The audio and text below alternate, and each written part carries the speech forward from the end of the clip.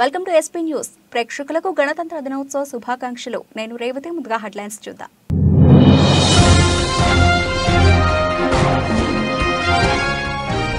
Venkaiah Naidu megastar చిరంజీవికి పద్మ విభూషణ్, పద్మ అవార్డులు ప్రకటించిన కేంద్రం.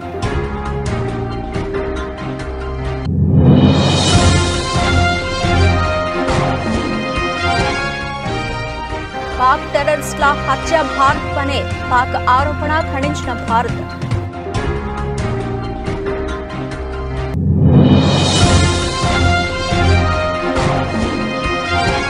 మహిళా శక్తిని చాటనున్న రిపబ్లిక్ డే. ఎర్రకోటలో అమరాన్నందిన గణతంత్ర దినోత్సవ వేడుకలు.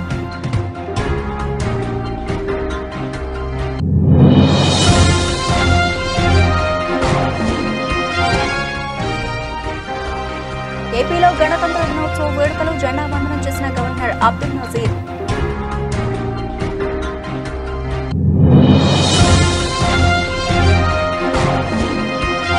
పబ్లిక్ గార్డెన్ లో రిపబ్లిక్ డే వేడుకలు. త్రివర్ణ పతాకాన్ని ఆవిష్కరించిన గవర్నర్ తమిళిసై.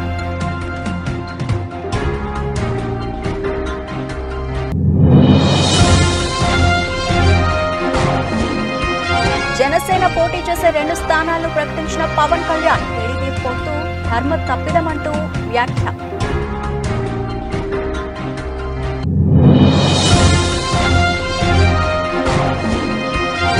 ఆసీస్ లో వణికిస్తున్న వెన్నిస్ పేసర్లు. 24 పరుగులకే 4 వికెట్లు.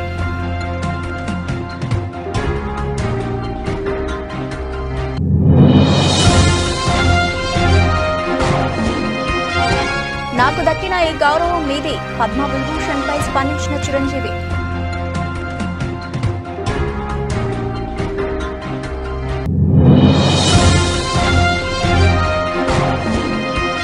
మార్కెట్లను ముంచిన ఎఫ్పిఐలు. 71,000కు దిగువకు సెన్సెక్స్.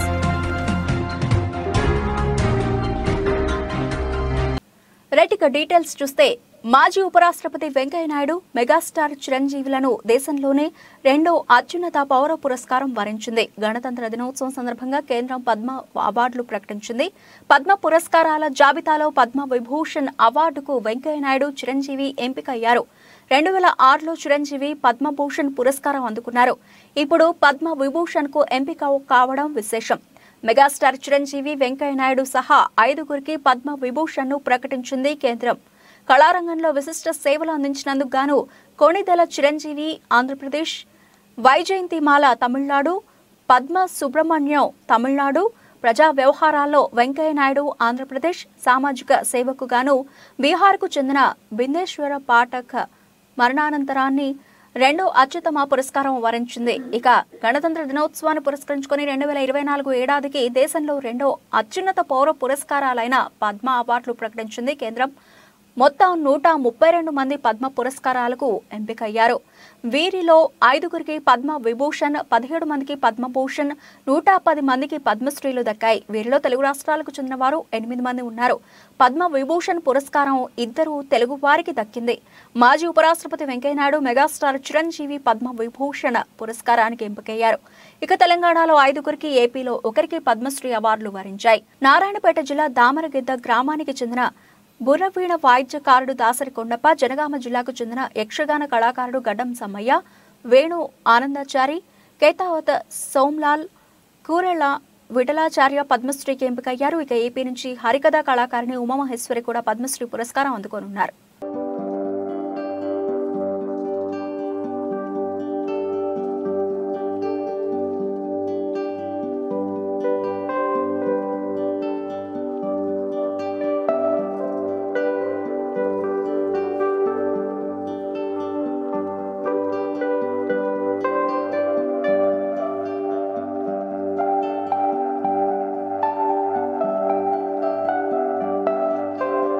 ఇటీవల పాక్లో కొందరు గుర్తు తెలియని వ్యక్తుల చేతిలో హతమైన టెర్రరిస్టుల హత్యలకు భారతే కారణమంటూ పాకిస్తాన్ తీవ్ర ఆరోపణలు చేసింది. కరడుగట్టిన ఉగ్రవాద సంస్థలకు చెందిన 2 పాక్ టెర్రరిస్టుల హత్యలతో భారత్కు చెందిన ఏజెంట్ల పాత్ర ఉందని నిరూపించే విశ్వసనీయమైన సాక్ష్యం తమ వద్ద ఉందని గురువారం ఆరోపించింది. భారత్ తమ భూభాగంలో కుట్రలతో ఈ హత్యలకు పాల్పడిందని పాకిస్తాన్ విదేశాంగ కార్యదర్శి మహమ్మద్ సైరస్ సజ్జద్ ఖాజీ ఆరోపించారు. భారత ఏజెంట్ల ఈ విషయంలో సాంకేతికతను, సురక్షిత మార్గాలను వినియోగించారని ఆయన అన్నారు. వారు కొందరు ఉగ్రవాదులు, నేరస్తులు, ఏమాత్రం అనుమానం కలగని పౌరులను ఈ పనికి నియమించి ఈ హత్యలకు పాల్పడ్డారని ఆరోపించారు. మరోవైపు టెర్రరిస్టుల హత్యలపై పాకిస్తాన్ చేసిన ఆరోపణలను భారత్ తీవ్రంగా ఖండించింది.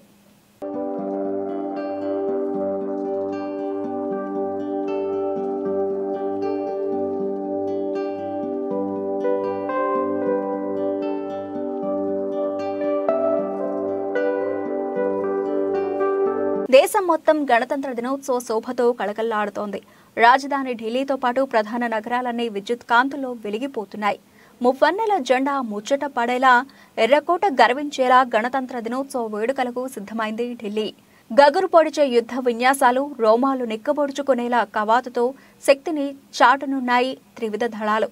గణతంత్ర దినోత్సవ పరేడ్కు ప్రత్యేకత ఉంటుంది.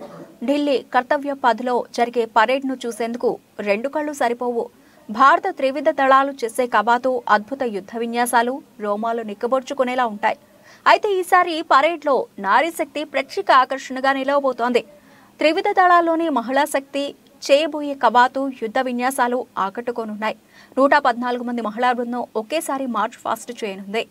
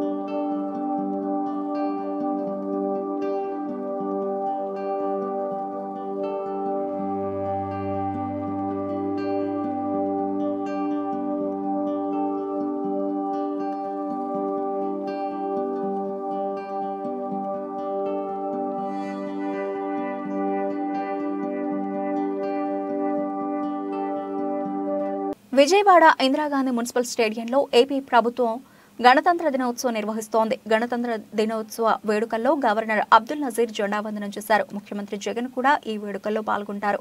మళ్లీ సాయంత్రం 4:15 రాజ్భవన్లో గవర్నర్ ఆతిథ్యం ఇచ్చే హై టీ కార్యక్రమంలో సీఎం జగన్ పాల్గొననున్నారు. గణతంత్ర దినోత్సవం సందర్భంగా సీఎం జగన్ రాష్ట్ర ప్రజలకు శుభాకాంక్షలు తెలిపారు. విజయవాడ ఇందిరాగాంధీ మున్సిపల్ స్టేడియంలో ఏపీ ప్రభుత్వం గణతంత్ర దినోత్సవం నిర్వహిస్తోంది. గణతంత్ర దినోత్సవ వేడుకల్లో గవర్నర్ అబ్దుల్ నజీర్ జెండా వందనం చేశారు. ఇక ముఖ్యమంత్రి జగన్ కూడా ఈ వేడుకల్లో పాల్గొంటారు. మళ్లీ సాయంత్రం 4:15 రాజ్భవన్లో గవర్నర్ ఆతిథ్యం ఇచ్చే హై టీ కార్యక్రమంలో జగన్ పాల్గొననున్నారు. గణతంత్ర దినోత్సవం సందర్భంగా సీఎం వైఎస్ జగన్ రాష్ట్ర ప్రజలకు శుభాకాంక్షలు తెలిపారు. ఈ గణతంత్ర దినోత్సవం నాడు మన రాజ్యాంగ కార్యకర్తలను స్మరించుకుందామన్నారు. అలాగే రాజ్యాంగకర్తల బాటలో నడిచి దేశ అభ్యున్నతికి కృషి చేద్దామన్నారు జగన్.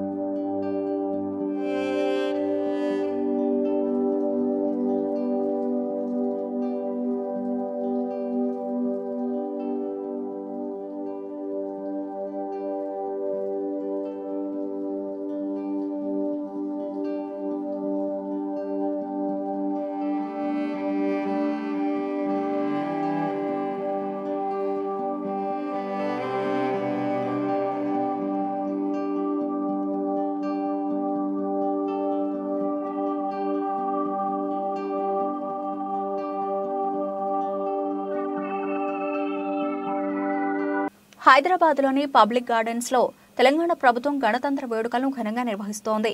గణతంత్ర వేడుకల్లో గవర్నర్ తమిళిసై త్రివర్ణ పతాకాన్ని ఆవిష్కరించారు. రాష్ట్ర ముఖ్యమంత్రి రేవంత్ రెడ్డి కూడా ఈ వేడుకల్లో పాల్గొన్నారు. రిపబ్లిక్ వేడుకల కోసం పబ్లిక్ గార్డెన్ ను అధికారులు సిద్ధం చేశారు. సీఎంతో పాటు మంత్రులు, ఐఏఎస్ అధికారులు ఈ కార్యక్రమానికి హాజరయ్యారు. గవర్నర్ తమిళిసై జెండా ఆవిష్కరణ చేసిన తర్వాత రాష్ట్ర ప్రజలను ఉద్దేశించి ప్రసంగించారు. పోలీసుల కవాతు ప్రత్యేక ఆకర్షణగా నిలిచింది. గణతంత్ర దినోత్సవ నవోత్సవ హర్షోత్సవ వేళ ఇదిగో జాతీయ పతాకావిష్కరణ గౌరవ governor. Kindly arise for the national anthem. Officers in uniform will salute. Parade! Rashtriya salute! Salame! Just!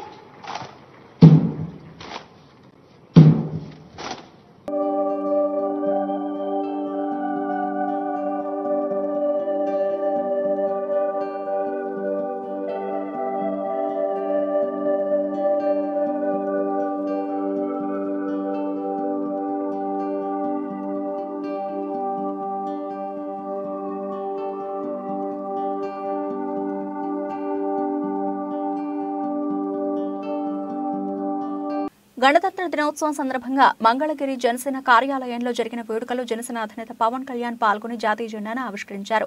అనంతరం పార్టీ ముఖ్య నేతలతో జరిగిన సమావేశంలో పవన్ మాట్లాడారు. టీడీపీ జనసేన పొత్తు విషయంపై కీలక వ్యాఖ్యలు చేశారు. టీడీపీ అభ్యర్థులను ప్రకటించడంపై పవన్ స్పందించారు.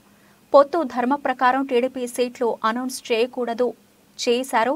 అందుకు జనసేన నేతలకు నేను క్షమాపణలు చెబుతున్నా అంటూ పవన్ వ్యాఖ్యానించారు. చంద్రబాబుకు ఒత్తిడి ఉన్నట్లే నాకు ఒత్తిడి ఉంది. టీడీపీ 2 స్థానాల్లో అభ్యర్థులను ప్రకటించింది కాబట్టి ప్రత్యేక పరిస్థితుల్లోనే నేను జనసేన పోటీ చేయబోయే 2 నియోజకవర్గాలను అనౌన్స్ చేస్తున్నానని పవన్ అన్నారు. రాజోలు రాజానగరంలో జనసేన పోటీ చేస్తుందని, రాజానగరం రేసులో బతుల బలరామకృష్ణ, రాజోలు రేసులో మొందు రాజేశ్వరరావు, వరప్రసాద్, డిఎంఆర్ శేఖర్ ఉన్నారని పవన్ కళ్యాణ్ ప్రకటించారు. లోకేష్ సీఎం పదవి గురించి మాట్లాడినా నేను పట్టించుకోలేదు, రాష్ట్ర ప్రయోజనాలను దృష్టిలో పెట్టుకుని నేను మౌనంగా ఉంటున్నా అంటూ పవన్ కళ్యాణ్ అన్నారు. పొత్తుకు ఇబ్బందులు కలిగేలా కొందరు వ్యాఖ్యలు చేస్తున్నారు. పొత్తుతో ఎన్నికలకు వెళుతున్నా కొన్నిసార్లు ఆటుపోట్లు తప్పవు. పొత్తులో భాగంగా అన్ని ఎన్నికల్లోనూ మనం 3వ వంతు సీట్లు తీసుకుంటున్నామని పవన్ చెప్పారు. అసెంబ్లీ ఎన్నికలతోనే నేను ఆగిపోవడం లేదు, భవిష్యత్తులో కూడా టీడీపీతో పొత్తు కొనసాగుతుందని పవన్ స్పష్టం చేశారు.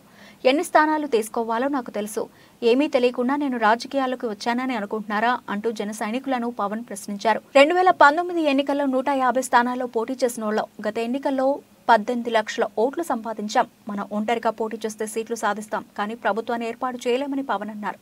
జగన్ ప్రభుత్వం 2024లో మళ్లీ అధికారంలోకి రాకూడదు. టీడీపీతో పాటు జగన్ మనల్ని కూడా వదలడం లేదు. సొంత చెల్లిని వదలని వ్యక్తి మనల్ని వదులుతాడా? వైఎస్ జగన్ కు ఊరంతా శత్రువులే ఉన్నారు. వైసీపీ నేతలకు కష్టం వస్తే నా దగ్గరకు రావాలంటూ అన్నారు. వారు 2 సీట్లు అనౌన్స్ చేశారు కాబట్టి ప్రత్యేక పరిస్థితుల్లో, నేను కూడా ప్రత్యేక పరిస్థితుల్లో ఈ రోజున రిపబ్లిక్ డే రోజున నేను కూడా ప్రత్యేక పరిస్థితుల్లో వాళ్ళు 2 సీట్లు అనౌన్స్ చేశారు కాబట్టి నేను కూడా 2 సీట్లు అనౌన్స్ చేస్తున్నాను ఈ రోజున. అది పరిస్థితులు అలాంటివి. సో నాకు కూడా ఒత్తిడి ఉంటుంది, పాపం చంద్రబాబు గారికి కూడా ఒత్తిడి ఉంటుంది, నాకు కూడా ఒత్తిడి ఉంటుంది. కాబట్టి ఆ ఒత్తిడిని నేను కూడా తట్టుకోవడానికి రిపబ్లిక్ డే రోజున నాకు ఆర్ అక్షరం బాగుందనిపించింది. రిపబ్లిక్ డే RRR లాగా రిపబ్లిక్ డే రోజున రాజోలు రాజానగరం సీట్లు నేను అనౌన్స్ చేస్తాను.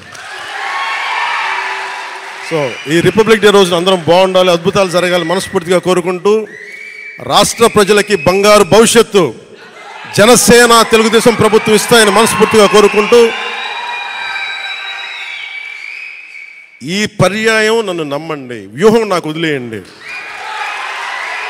ఏ వ్యూహం వేసినా నన్ను సంపూర్ణంగా నమ్మండి.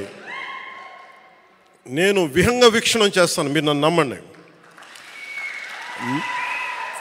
నాకు దశాబ్దం అడగట్లా, ఈ ఎన్నికలు దాటనివ్వండి, 5 సంవత్సరాలు టైం ఇవ్వండి. నాకు మీ గౌరవానికి ఏమాత్రం భంగం వాటిల్లకుండా మన నాయకులకి ప్రతి ఒక్కరికి గుర్తించే బాధ్యత నేను సంపూర్ణంగా తీసుకుంటాం. ఈసారి కలిసి పనిచేద్దాం. ఎప్పుడు విడిపోయి మనం పలచన పడిపోయాం. ఈసారి కలిసి ఉందాం, చిక్కగా ఉందాం. ఎవరో నాకు కితాబిస్తే నా విలువ ఎక్కువ కాదని, కితాబు ఇవ్వకపోతే నా విలువ తక్కువ కాదని పిసిసి చీఫ్ వైఎస్ షర్మిలారెడ్డి అన్నారు. ఈ సందర్భంగా ఆమె మాట్లాడుతూ, నేను వైఎస్ఆర్ రక్తం, రాజశేఖర రెడ్డి వైఎస్ రాజశేఖర రెడ్డి అయినప్పుడు ఆయన బిడ్డ వైఎస్ షర్మిలారెడ్డి కాకుండా ఎలా పోతుంది? మనవడు రాజారెడ్డికి ఆ పేరు పెట్టింది వైఎస్ఆర్.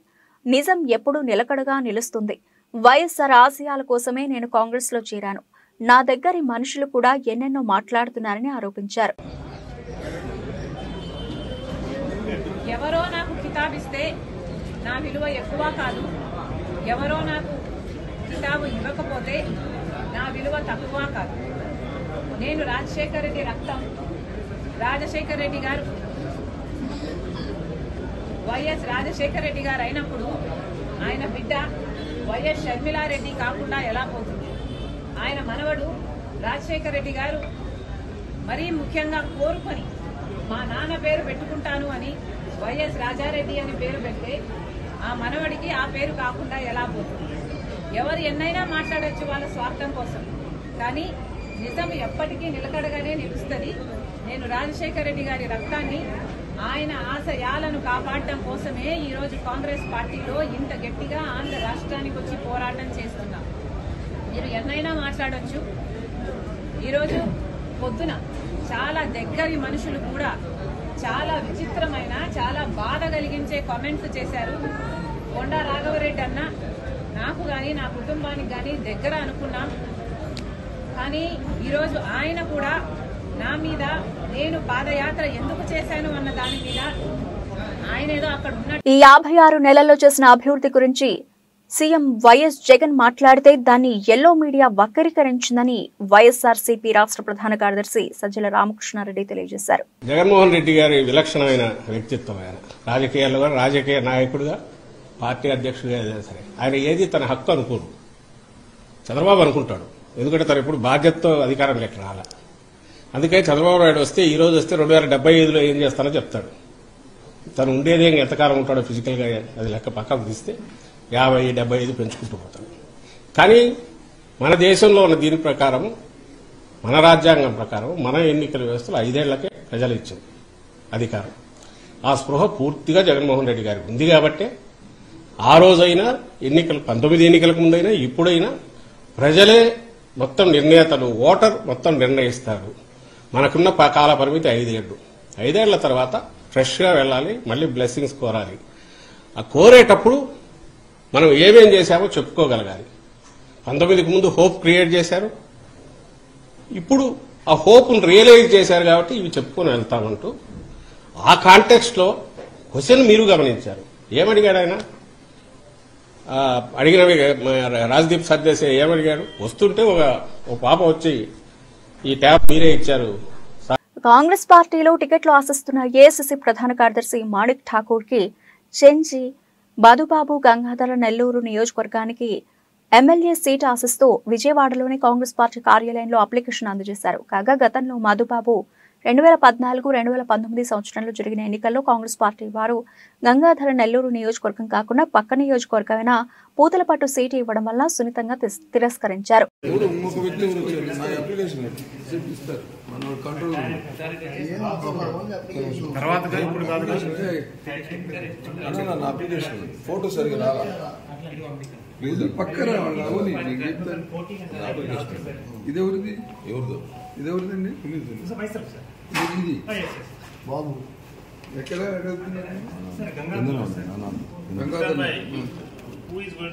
ఆస్ట్రేలియాతో గబ్బా వేదికగా జరుగుతున్న రెండో టెస్టులో బ్యాటింగ్ తో పాటు బౌలింగ్ లోనూ వెస్టిండీస్ అదరగొడుతోంది. గురువారమే మొదలైన ఈ డే అండ్ నైట్ టెస్ట్ లో మొదట బ్యాటింగ్ చేసిన వెస్టిండీస్ కెవెన్ హార్జ్, జోష్వా డిసిల్వాతో పాటు కెవెన్ సింక్లెయిర్, అల్జారీ జోసెఫ్లు రాణించడంతో తొలి ఇన్నింగ్స్లో 108 ఓవర్లలో 311 పరుగులకు ఆలౌట్ అయింది. అనంతరం విండీస్ బౌలర్లు ఆసీస్ బ్యాటర్లను వణికిస్తున్నారు. రెండో రోజు టీ విరామానికి ఆసీస్ 5 ఓవర్లలో 24 పరుగులు చేసి ఏకంగా 4 వికెట్లు కోల్పోయింది. విండీస్ ను ఆలౌట్ చేసిన ఆసీస్ కు తొలి ఇన్నింగ్స్ లో బ్యాటింగ్ కు వచ్చి రాగానే భారీ షాక్లు తాకాయి. కీమర్ రోజ్ నిప్పులు చెరుగుతున్నాడు.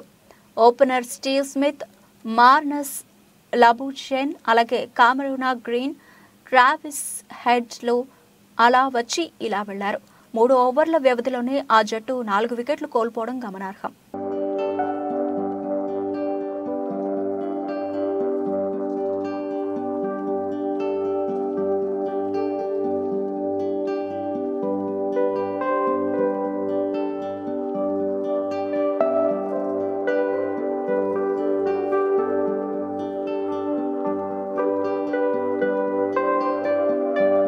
టాలీవుడ్ మెగాస్టార్ గా చెరగని ముద్ర వేసుకున్న కొణిదెల చిరంజీవికి అరుదైన గౌరవం దక్కింది. చిరంజీవిని కేంద్ర ప్రభుత్వం దేశ 2వ అత్యున్నత పౌర పురస్కారం పద్మ విభూషణ్ కు ఎంపిక చేసింది. ఈ సందర్భంగా చిరంజీవి తన సంతోషాన్ని సందేశం రూపంలో అందరితో షేర్ చేసుకున్నారు. Class, mass, dance, comic stylish acting తో కోట్లాది మంది అభిమానులను సంపాదించుకుని టాలీవుడ్ మెగాస్టార్ గా చెరగని ముద్ర వేసుకున్నారు కొణిదెల చిరంజీవి. ఈ స్టార్ హీరోకు అరుదైన గౌరవం దక్కింది. చిరంజీవిని కేంద్ర ప్రభుత్వం దేశ 2వ అత్యున్నత పౌర పురస్కారం పద్మ విభూషణ్ కు ఎంపిక చేసింది. ఈ సందర్భంగా చిరంజీవి తన సంతోషాన్ని సందేశం రూపంలో అందరితో షేర్ చేసుకున్నారు. పద్మ విభూషణ్ వచ్చిందని తెలిసిన క్షణం నుంచి ఏం మాట్లాడాలో, ఎలా స్పందించాలో తెలియని పరిస్థితి. మన దేశంలో 2వ అత్యున్నత పౌర పురస్కారం లభించినందుకు చాలా ఆనందంగా ఉంది. ఒక తల్లి కడుపున పుట్టకపోయినా నన్ను సొంత మనిషిగా, మీ అన్నయ్యగా, మీ బిడ్డగా భావించే కోట్లాది మంది ప్రజల ఆశీస్సులు, నా సినీ కుటుంబం అండదండలు, నీడలా నాతో ప్రతి నిమిషం నడిచే లక్షలాది మందిల అభిమానుల ప్రేమ, ఆదరణ కారణంగానే ఈరోజు నేను ఈ స్థాయిలో ఉన్నా. నాకు దక్కిన ఈ గౌరవం మీది. నన్ను ఈ ప్రతిష్టాత్మక పద్మ విభూషణ్ అవార్డుకు ఎంపిక చేసిన భారత ప్రభుత్వానికి, ప్రధాని నరేంద్ర మోడీకి నా కృతజ్ఞతలు. అంటూ సుదీర్ఘ సందేశాన్ని పంచుకున్నారు. ఇప్పుడు ఈ వీడియో నెట్టింట వైరల్ అవుతోంది. సినిమాలతో కోట్లాది మంది అభిమానులకు వినోదాన్ని పంచుతూనే మరోవైపు సామాజిక సేవలో తన వంతు పాత్ర పోషిస్తున్న చిరంజీవికి కేంద్ర ప్రభుత్వం 2006లో పద్మభూషణ్ ప్రదానం చేసిన విషయం తెలిసిందే. After hearing this news, I became speechless. I'm really overwhelmed. I'm humbled and grateful for this honor. It's only the unconditional and invaluable love of the people, audiences, my fans, my blood brothers and blood sisters that allowed me to reach here. I owe my life and this moment to you.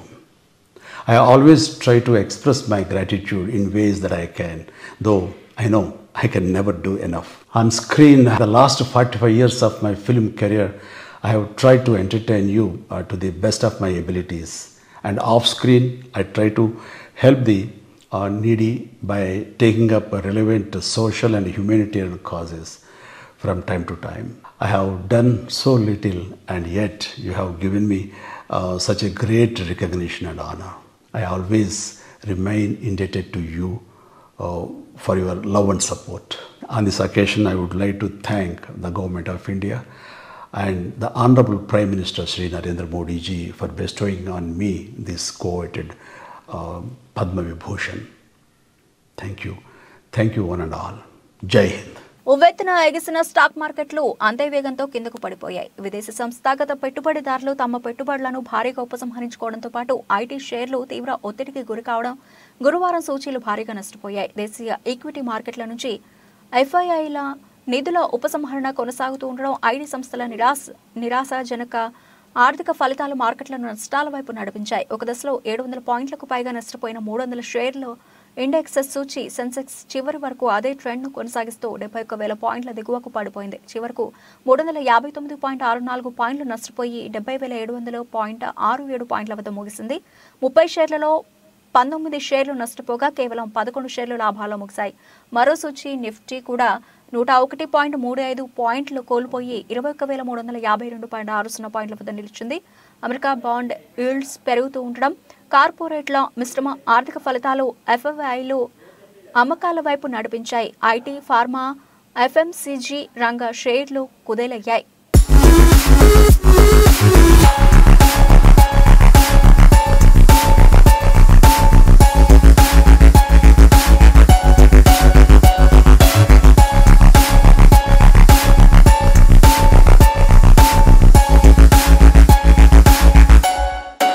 Bulletin ముగించే ముందు headlines మరోసారి.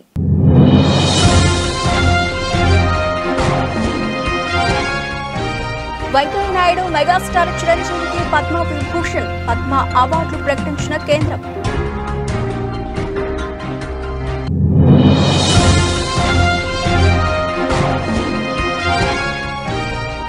పాక్ టెర్రరిస్టుల హత్య భారత్ పనే, పాక్ ఆరోపణ ఖండించిన భారత్.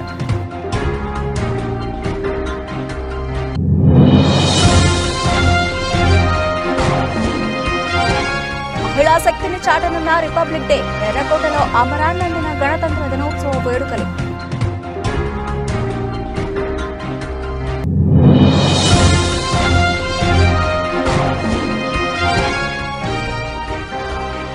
ఏపీలో గణతంత్ర దినోత్సవ వేడుకలు, జెండా వందనం చేసిన గవర్నర్ అబ్దుల్ నజీర్.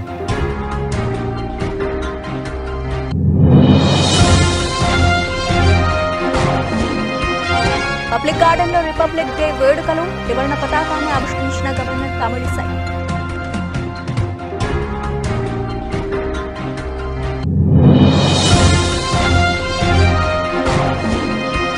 జనసేన పోటీ చేసే 2 స్థానాలను ప్రకటించిన పవన్ కళ్యాణ్, టీడీపీ పొత్తు ధర్మ తప్పిదమంటూ వ్యాఖ్య.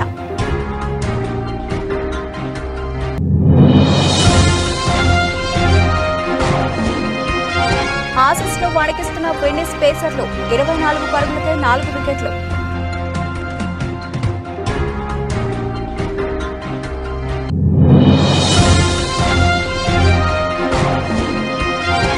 నాకు దక్కిన ఈ గౌరవం మీది, పద్మ విభూషణ్ పై స్పందించిన చిరంజీవి.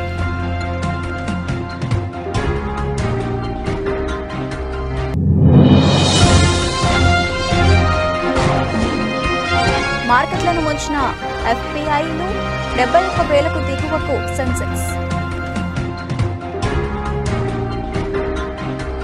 ఇవి ఇప్పటివరకు నబిల్చిన అప్డేట్స్. మరిన్ని అప్డేట్స్తో మళ్ళీ కలుద్దాం. అంతవరకు సెలవు. నమస్తే.